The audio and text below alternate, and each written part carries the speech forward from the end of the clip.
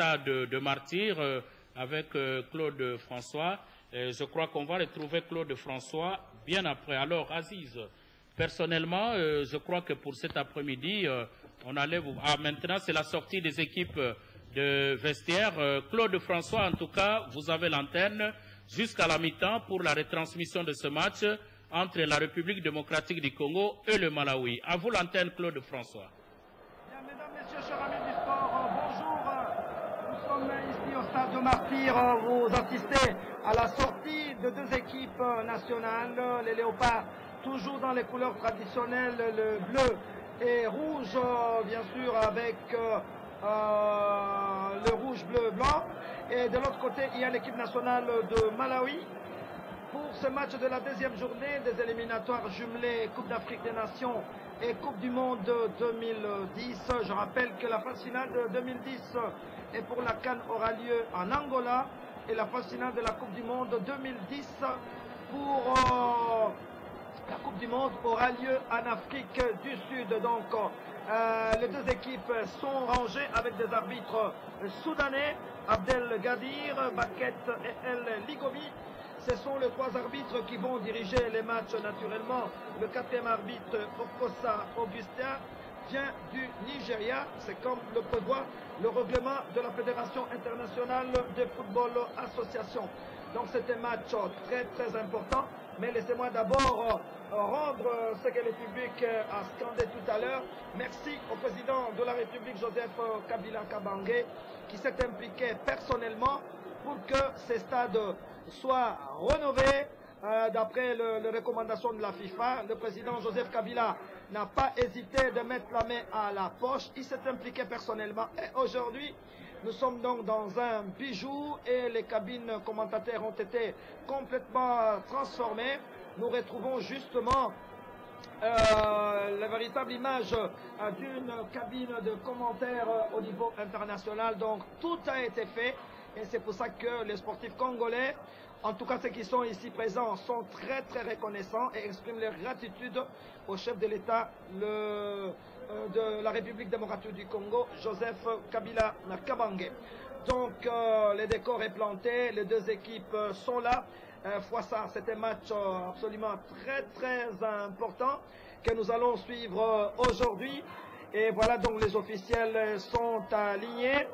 Et maintenant, nous allons certainement suivre le traditionnel hymne national. On commence d'ailleurs par l'hymne national de l'équipe nationale du Malawi.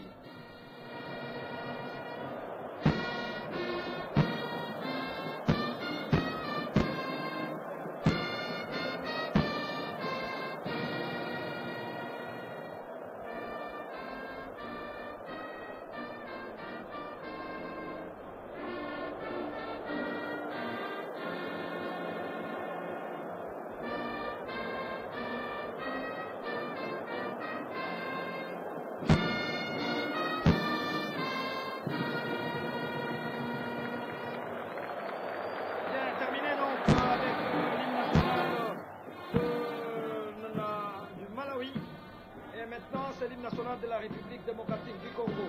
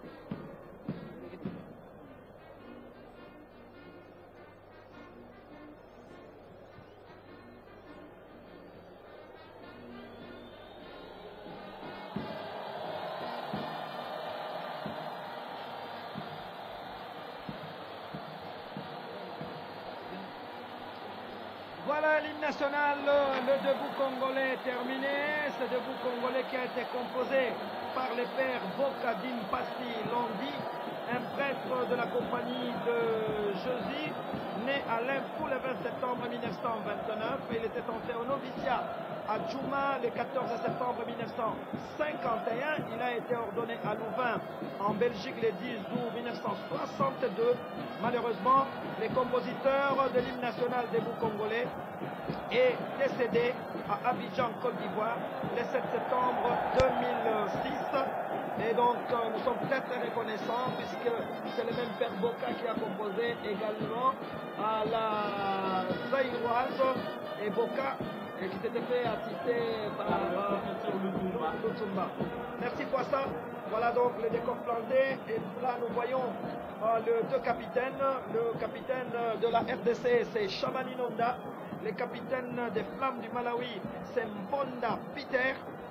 Match important, Kwassa. Vous avez suivi Égypte, RDC aujourd'hui, c'est RDC Malawi.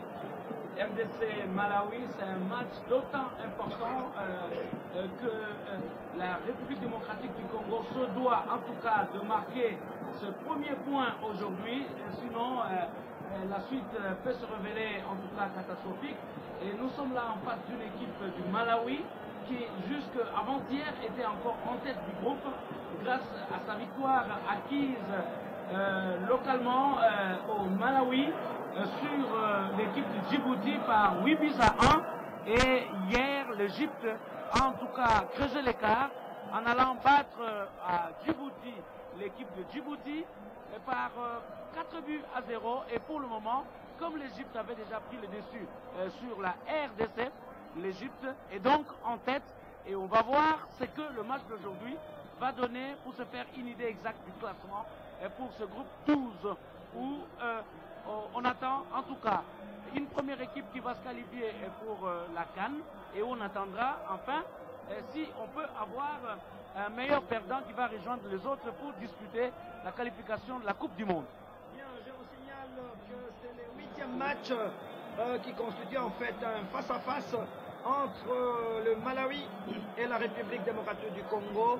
Je me rappelle même qu'en 1984, à l'occasion de la 14e Coupe d'Afrique des Nations de football phase éliminatoire au premier tour, le Zaïre à l'époque devait rencontrer Malawi.